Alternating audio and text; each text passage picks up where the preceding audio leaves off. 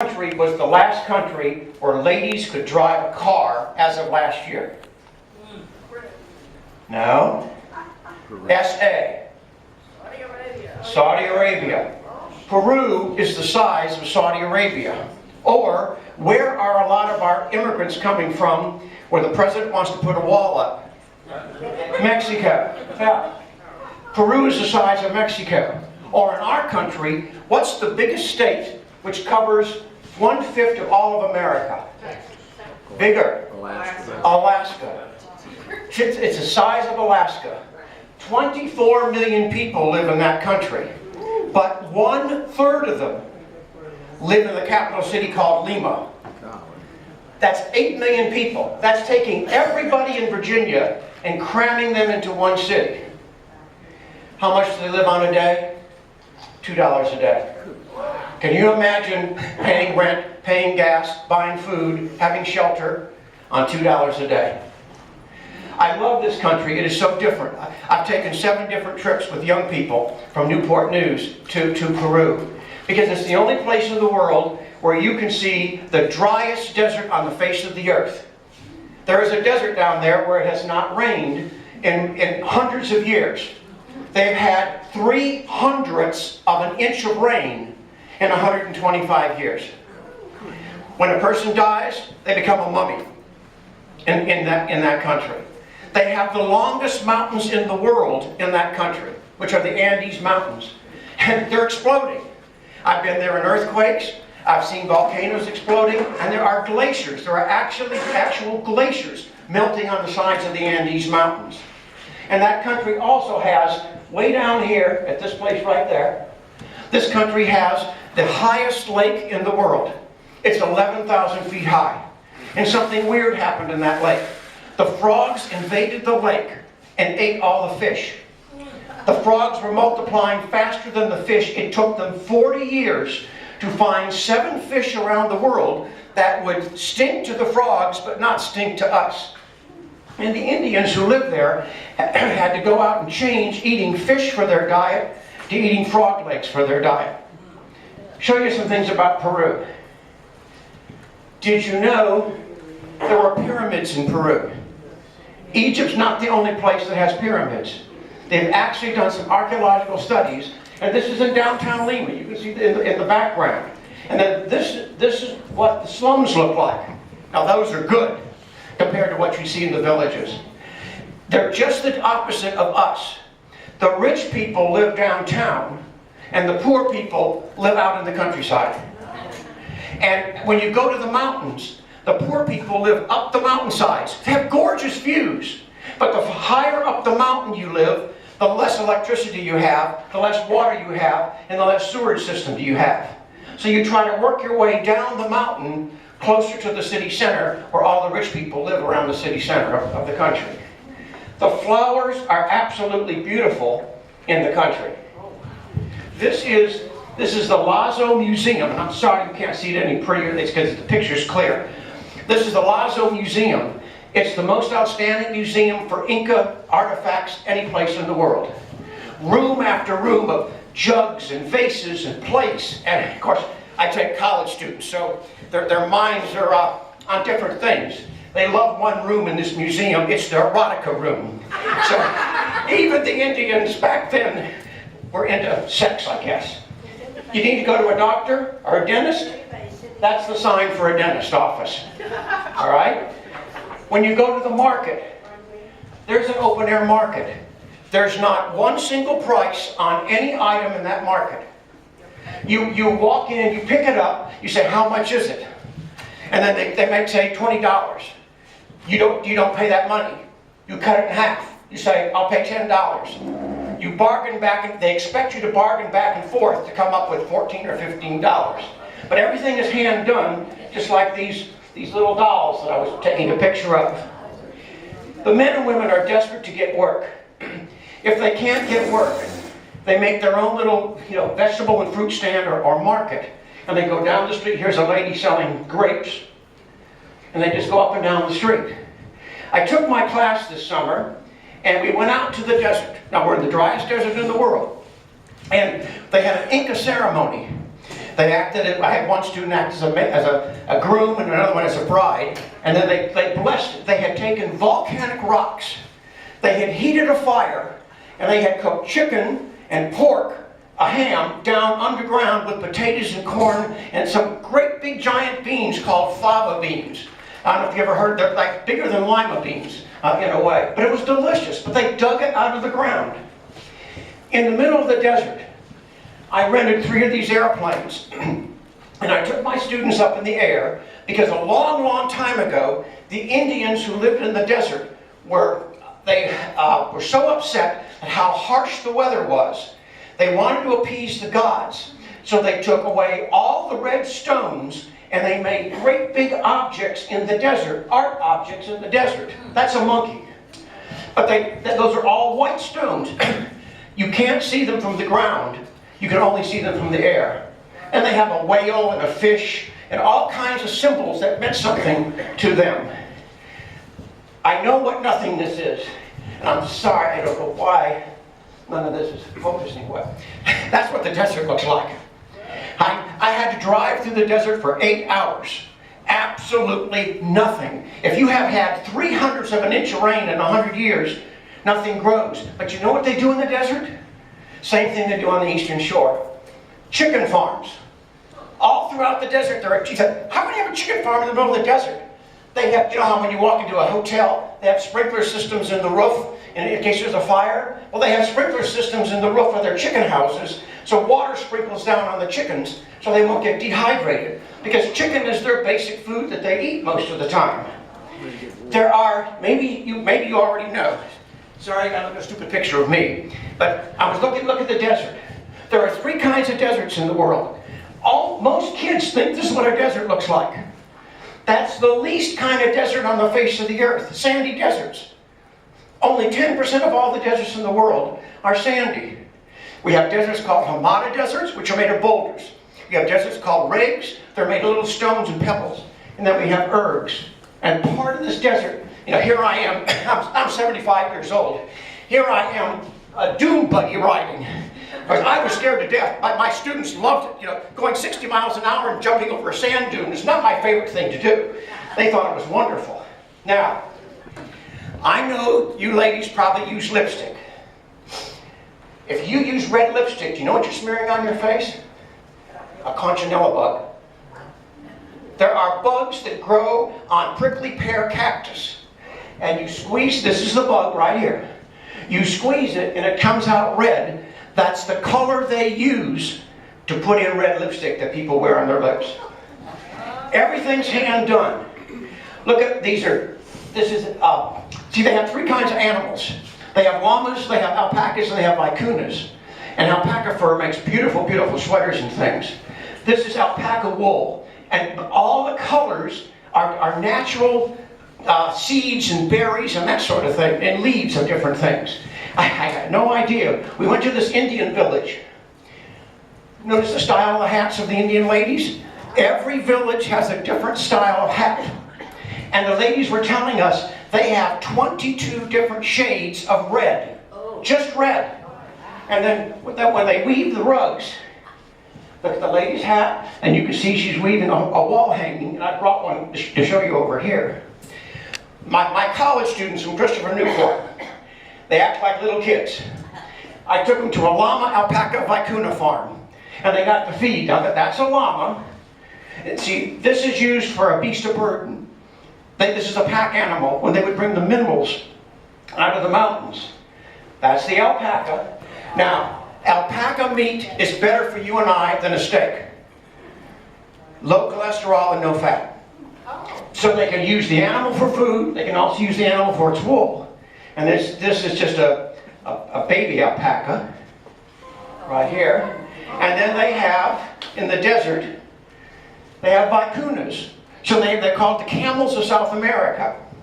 I went to a weird place.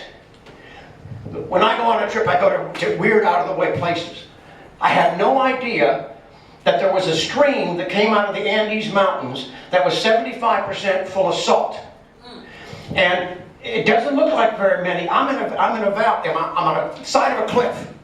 They cut away 3,300 little ponds They fill it with 3 inches of water. They let the hot, intense sun evaporate the water, and they scrape up the salt. The sad thing is, all those Indians have great big goiters because they're eating uniodized salt. But it's their money. It's their money. So it's just different.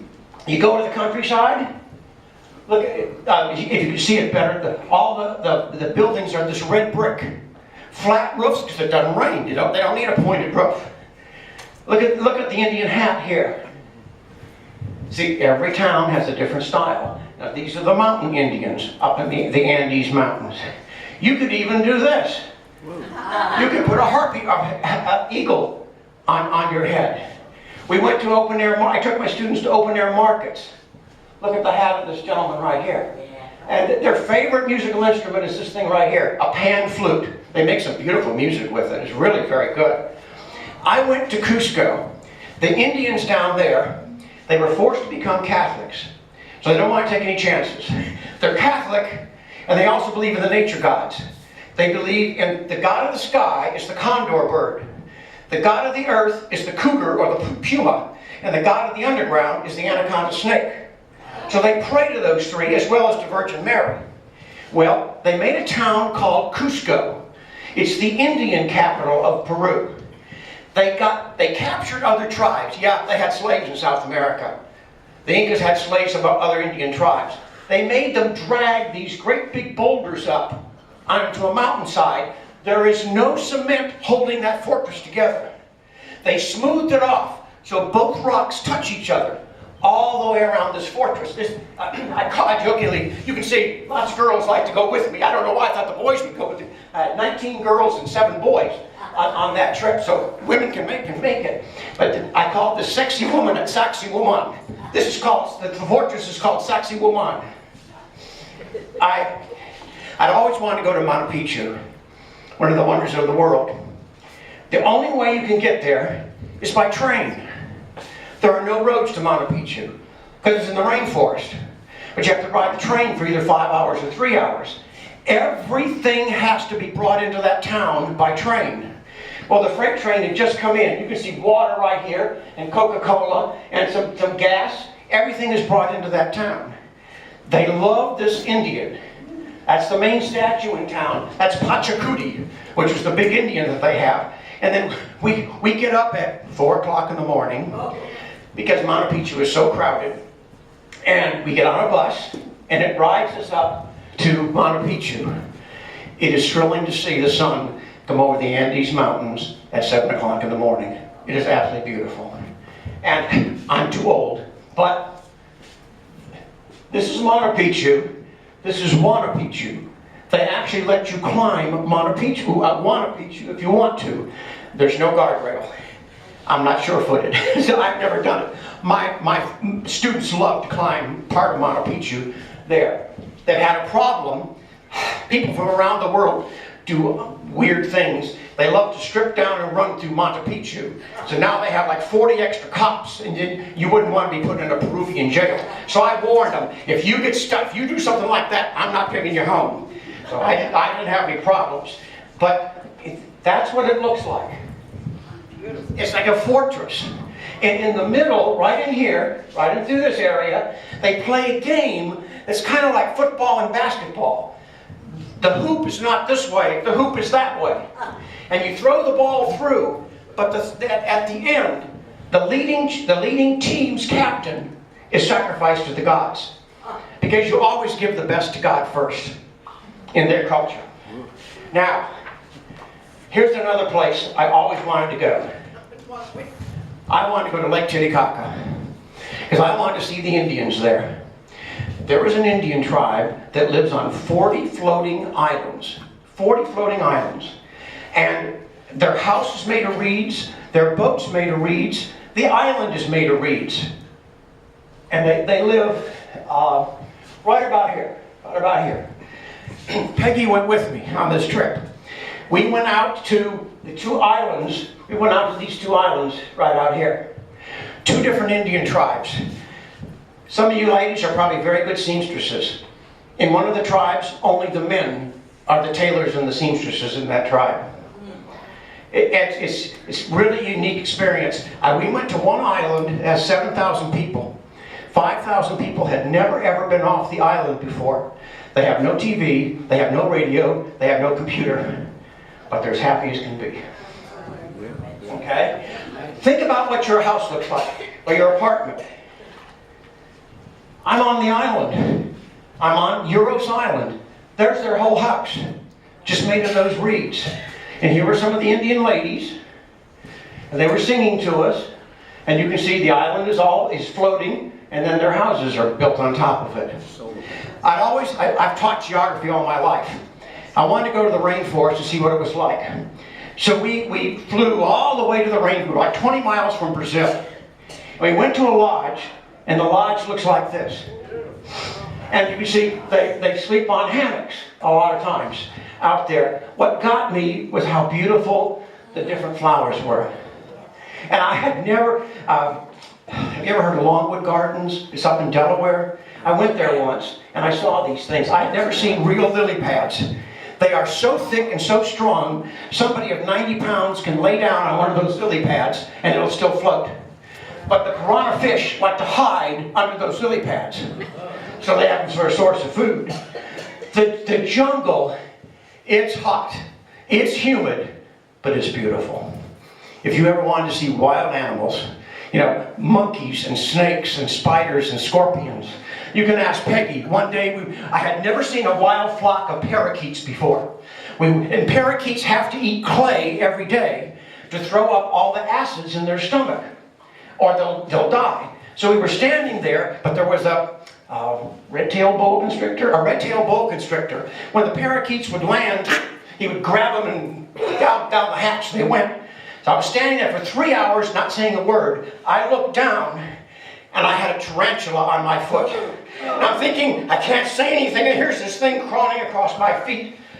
You can't imagine how big the spiders are. When it rains, that's a coffee plantation. When it rains, it just pours outside. I literally, on one of my trips, I had 8 girls from Christopher Newport out in a boat. And they were yelling, "Mr. Crippen, the boat's sinking, the boat's sinking." I said, "Take your shoes off and bail it out."